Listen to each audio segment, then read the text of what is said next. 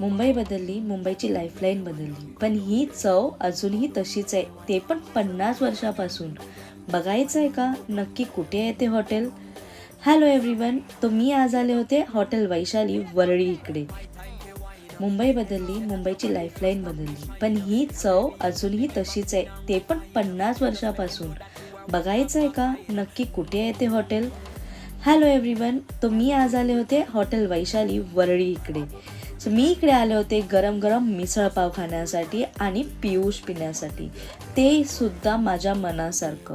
इकडची चव गेल्या 50 वर्षापासून सेम तशीच अस्सल झणझणीत.